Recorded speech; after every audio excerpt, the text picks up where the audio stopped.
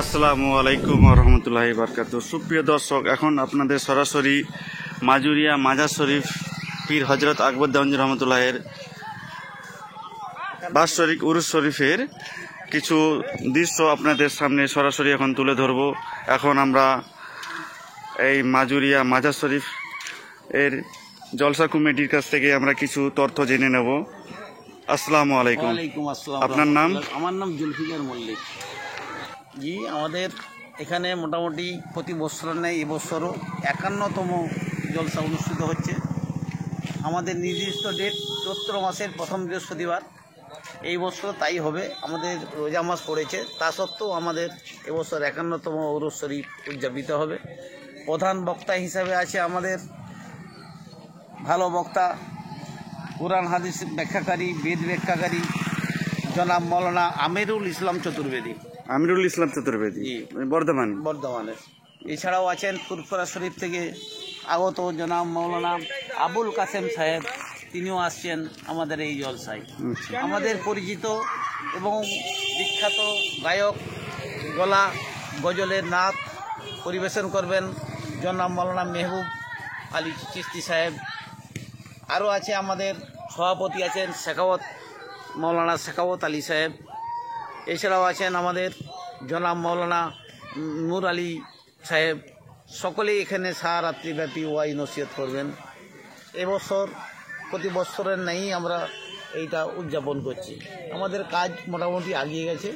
আগামী বৃহস্পতিবার, আজ তো আমাদের মোটামুটি মঙ্গলবার, আগামী বৃহস্পতিবারই আমাদের এই অনুষ্ঠানটা আরম্ভ হবে ইনশাআল্লাহ। বিশেষ শান্তি ও সৌহার্দ্যের জন্য দোয়া চাইবেন আরামবাগের পীর সাহেব জনাব মৌলানা মনিরুল ইসলাম সাহেব, তিনিও আসছেন, দোয়া চাইবেন।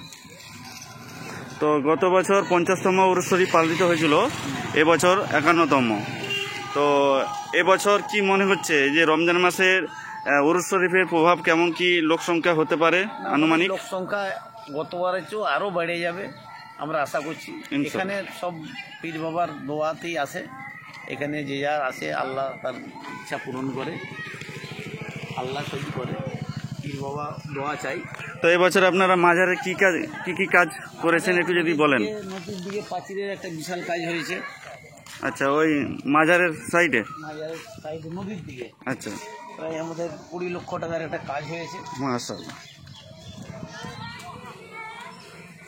ভিতরে আমাদের সমস্ত মাটি, নদী বন্যা এলাকা, আমাদের মাটি ফেলা হয়েছে। আর 20 লক্ষ টাকার কাজ হয়েছে এই পাখিরটাই। এখনও অসমাপ্ত আছে, আগামী দিনে সেটাও সমাপ্ত হয়ে যাবে ইনশাআল্লাহ। তো মাশাআল্লাহ, আমরা এবছর মাজারের কিছু নতুন দৃশ্য দেখতে পাচ্ছি। সাইডে দেখতে পাচ্ছেন কাজ হয়েছে এবং রং হয়েছে, এবং মাজারের পাশে দেখতে পাচ্ছেন যে বসার জায়গাটি ঢালাই করা আছে। ইনশাআল্লাহ আগামীতে আরও কাজ হবে, এই মাজার সেজে উঠবে এই বৃহস্পতিবার। দেখতে পাচ্ছেন মাটি ফেলা হয়েছে এবং বালি দেওয়া আছে, ইনশাআল্লাহ আগামীতে হয়তো ঢালাই হয়ে যাবে। তো আপনারা সকলকে দাওয়াত, আপনাদের সকলকে আমরা আহ্বান জানাচ্ছি, আপনারা এই মাজুরিয়া মাজার শরীফে হজরত আকবর দেওয়ানজি রহমতুল্লাহের মাজার শরীফে এসে জিয়ারত করুন, এবং যে যা নেক নিয়ত জানান ইনশাআল্লাহ পূরণ হবেন, এবং এই মাজার শরীফে ওয়াজ নসিহত শুনবেন ইনশাআল্লাহ। আপনারা এই মাজার শরীফ আসার পথ নির্দেশ আপনারা আমাদের এই ভিডিওর মধ্যেই লিখে রেখে দেবো ইনশাআল্লাহ। আপনারা মাজুরিয়া মাজার শরীফ কেশপুর থানা মধ্যেই, 6 থেকে 7 কিলোমিটারের মধ্যেই।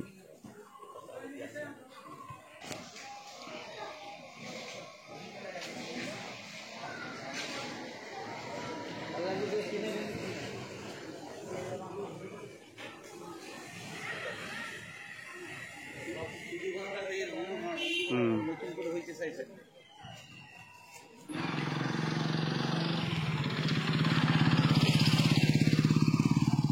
প্যান্ডেলের ভিতরটা একটা ফটো করবে তো।